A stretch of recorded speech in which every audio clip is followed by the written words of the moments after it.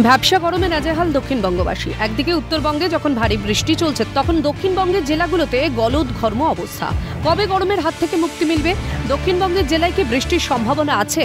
আবহাওয়া দপ্তরের খবর, দক্ষিণবঙ্গে 16 থেকে 17 তারিখে হালকা থেকে মাঝারি বৃষ্টির সম্ভাবনা থাকছে। 18 তারিখ থেকে বজ্রবিদ্যুৎ সহ বৃষ্টিপাতের সম্ভাবনা রয়েছে।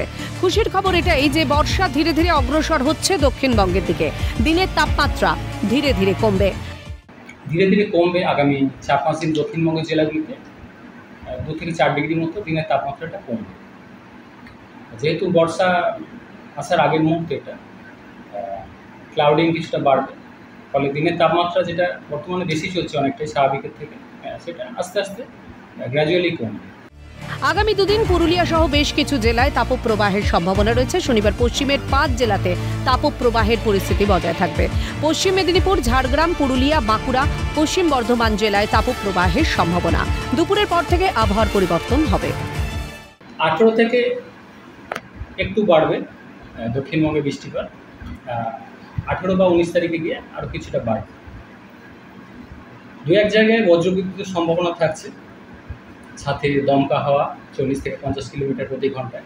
বিশেষ করে পশ্চিমের জেলাগুলো প্রভাবটা কিছুটা বেশি থাকবে।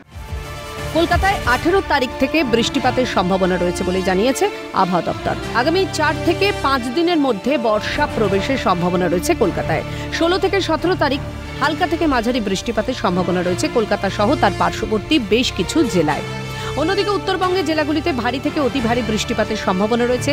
আগামী 5 দিন এই ভারী বৃষ্টিপাতের সম্ভাবনা থাকছে উত্তরবঙ্গের জেলাগুলিতে। আলিপুরদুয়ার, কোচবিহার, জলপাইগুড়ি জেলায় অতি ভারী বৃষ্টির সতর্কতা। কোচবিহার এবং আলিপুরদুয়ারে ভারী থেকে অতি ভারী বৃষ্টি চলতে থাকবে। উত্তরবঙ্গের ওপর একটা ঘূর্ণাবর্ত রয়েছে এবং সেই সঙ্গে বিহার থেকে মেঘালয় পর্যন্ত নিম্নচাপ অক্ষরেখা উত্তরবঙ্গের উপর দিয়ে গিয়েছে, যার জেরে উত্তরবঙ্গে আগামী কয়েকদিন ভারী থেকে অতি ভারী বৃষ্টির সম্ভাবনা রয়েছে। দার্জিলিং ও কালিম্পংয়ের পার্বত্য এলাকাতে ভারী বৃষ্টির সঙ্গে দমকা ঝোড়ো বাতাস বইবে বলেই জানিয়েছে হাওয়া অফিস। বজ্রবিদ্যুৎ সহ বৃষ্টির সঙ্গে দমকা ঝোড়ো হাওয়া বইবে মালদা, উত্তর ও দক্ষিণ দিনাজপুরে। ফলে উত্তরবঙ্গের উত্তরের জেলাগুলির জন্য নদীর জলস্তর আরও বৃদ্ধি পাওয়ার সম্ভাবনা রয়েছে। কাঁচা রাস্তা বা কাঁচা বাড়ি ক্ষতিগ্রস্ত হওয়ার সম্ভাবনা থাকছে। নিচু এলাকায় জল জমার সম্ভাবনা ও জলমগ্ন হওয়ার সম্ভাবনা থাকছে। পাহাড়ি এলাকায় বিশেষ করে দার্জিলিং, কালিম্পং ভূমিধসেরও সম্ভাবনা রয়েছে।